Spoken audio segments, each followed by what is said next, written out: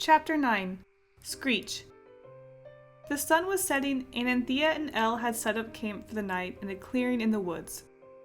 It seemed like Anthea's bag had everything they needed, even for Elle, despite their size differences.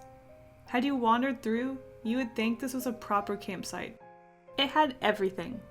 Anthea was currently attempting to start a fire over the pile of twigs and wood Elle had gathered earlier. She was very insistent on Elle having a proper diet on their journey, as she knew what it was like to become exhausted from the lack of proper food and water on a long journey.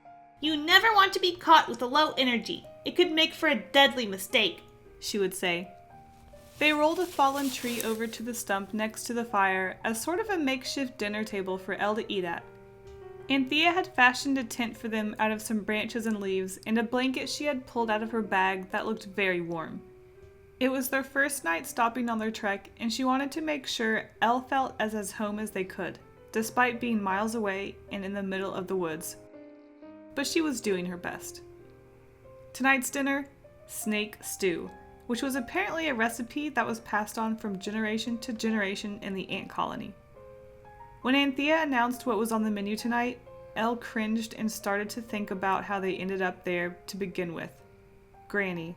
Anthea asked if Elle would like to go snake hunting with her, and although they would rather not, the alternative was being alone at camp, so they set out together.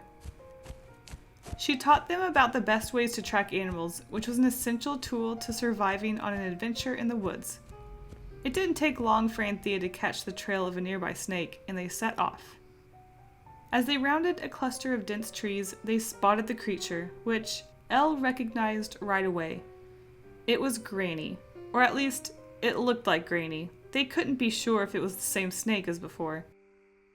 As much as Elle didn't want to eat snake for dinner, they couldn't help but think how sweet the revenge would be to eat the flesh of an enemy that tried to kill you and sent you down a river into the woods far from home.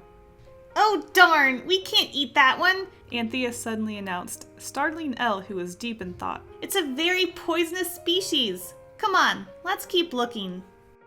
It wasn't long until Anthea caught the trail of another snake. This time, it was safe to eat, and with a quick toss of her sword, dinner was caught. They gathered some herbs and mushroom to put into the stew with the snake and headed back towards their campsite. Anthea prepared their dinner and was cooking away while Elle slumped over the stumpy table. Despite being snake meat, the fragrant smell of stew reminded them of Mother's home-cooked meals. Elle could feel the tears welling up inside them once more when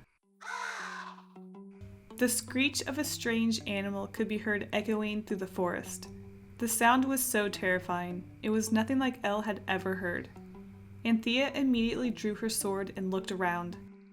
"Elle, be on alert and tell me if you see anything," Anthea shouted. Just then, a giant bird flew above and started to circle them, barely visible from the clearing in the trees. "Oh no, it must have smelled dinner." Before Anthea even had time to react, the giant bird swooped down right towards Elle. Anthea, running towards them, threw her sword at its leg, but it was so small it didn't even notice. The bird scooped up Elle just as Anthea was able to jump onto their feet, and they were lifted into the sky.